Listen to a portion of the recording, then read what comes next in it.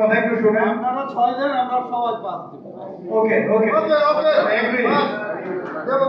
আমি একটু বলতে চাই, এখন যেটা আপাতত বন্ধ হয়েছে এটা কিন্তু শেষ না।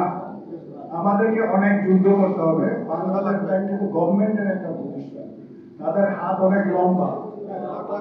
আমাদেরকে কোর্টের মাধ্যমে বেঁচে থাকতে হবে। এইটা করতে গেলে অনেক পয়সার দরকার হয়। একটা উকিল, ভালো উকিল দাঁড় করালেই 5 লক্ষ টাকা লাগে। তো এইটা বুঝেন আপনারা, যদি ফাইট করতে হয় আমাদের কোর্টের মাধ্যমে থাকতে হবে এবং আমাদের ফান্ড থাকতে হবে। ফান্ড ছাড়া কিন্তু পারবো না।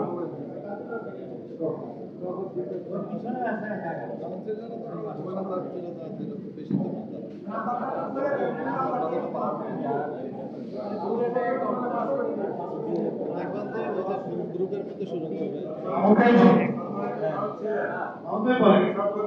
বলা যাবে না, কিন্তু একটা মিনিমাম বলে দিলে আপনারা বলে দেন।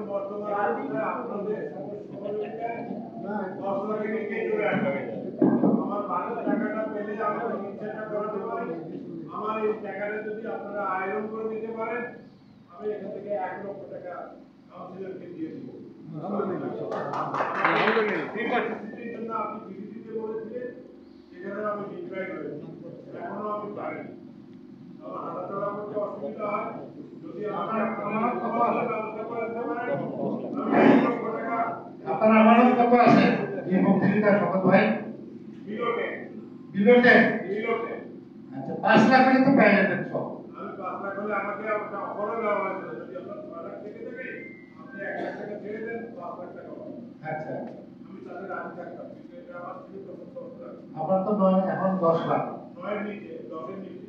আচ্ছা, কিন্তু এখন আমি আমানতকারীদের প্রতিনিধি হিসেবে পিপুলস বোর্ডে যাচাই করে অর্ডারে আমি গিয়ে যাওয়ার পরে আমি কিন্তু এই আমানতকারীদের টেল কাটিং, যেটা যাদের 5 লাখ আছে ওই 1000 রুপে বিদায় করেছে, প্লাস হচ্ছে দুইটা কিস্তি 5 লাখ করে এক্সচেঞ্জ নেসেসিটি হাইকোর্ট থেকে মাত্র 5 কোটি টাকা দিয়েছে এবং সেই 5 কোটি টাকার এগেইনস্টে 518 জন অ্যাপ্লাই করছে। 518 জনে 5 কোটি টাকা ভাগ করে কয় টাকা করে পায়? হ্যাঁ, কিছুই থাকে না। তখন ওনারা ওই যে স্ক্রুটনি করে ম্যানেজমেন্ট বলল যে আপাতত এটা দেই, বাকি বেড়ে দিব।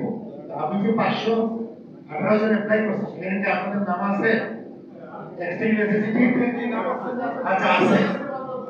আচ্ছা, আমি পরবর্তী বোর্ড মিটিংয়ে উপস্থাপন করব যে এক্সচেঞ্জ নেসেসিটি যারা বাকি আছে লিস্টে 518 জনের মধ্যে এই পর্যন্ত বলা হয় আর 280 জনের দেওয়া হয়েছে, বাকি রয়ে গেছে। এইটা যেন প্রদান করা হয়, আমি জোর ভাবে প্রেসার ক্রিয়েট করব। ঠিক আছে? আর যদি আমরা এই যেহেতু আমাদের কোম্পানিকে আগে বাঁচাচ্ছি, কাজ বাঁচতে ফল খাবো, কোম্পানিটা বাঁচাই, তারপরে অ্যাকশন হবে যে আমরা পিপুলিসি কোম্পানির এমডির সাথে বুঝাবো। তো ওখানে যে আমরা যারা আন্দোলন সংগ্রাম করে যাদের কষ্টে এই কোম্পানি দাঁড়াইছে তাদেরকে প্রায়োরিটি না দিলে চেঞ্জ করে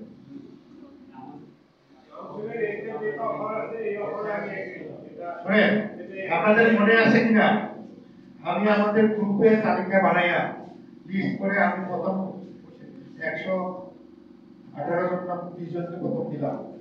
তারপরে যখন আবার 151 জনের লিস্ট করলাম সেকেন্ড টাইম প্রায়োরিটি হিসাবে যে সবাই ভাগে এরা পাবে।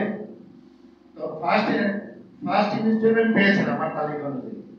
সেকেন্ড ইনস্টলমেন্ট যখন 153 দিয়েছি আমাদেরই যারা আন্দোলন সংগ্রাম কাছে ছিল তাদের নাম, কিন্তু কি হলো কয়েকজন দেওয়ার পরে আমাদের আমানতকারী ওই যে যারা আমাদের মধ্যে ষড়যন্ত্র করছে এবং ওই যে ওই ভদ্রলোকের নাম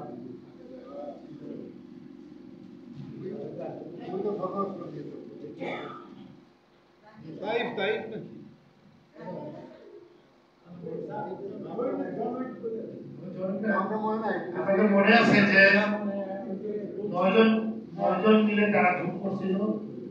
বর্তমান আমাদের কাউন্সিল ভেঙে দিয়ে তারা কোম্পানির অন্য লোক নিয়ে আসছিল, যাদের সাথে কানেকশন আছে, যে যারা রিপোর্টার তারা একটা লোক সেট করে দিছিল যে এদেরকে ডাইরেক্টর হিসেবে আনলে আর বর্তমান ডাইরেক্টর বাদ দিলে কোম্পানি তাদের হাতে হাতে চলে যাবে, তখন তারা কোম্পানিকে লিকুইডেশন দিলে শেষ হয়ে যাবে।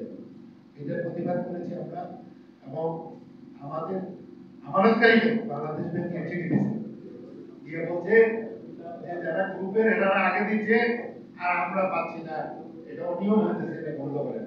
তখন বাংলাদেশ ব্যাংক এসে চিঠি দিচ্ছে যে এটা সিরিয়াল বাই দেওয়ার জন্য যারা যে চিঠি দিচ্ছে, বুঝছেন? তারপরে ফাইন করে আমি সেকেন্ড ইনস্টলমেন্ট দেওয়া হয়েছে ওদেরকে।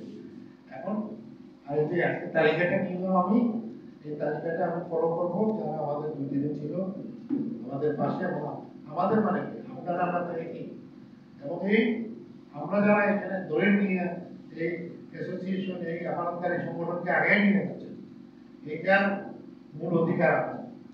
আপনার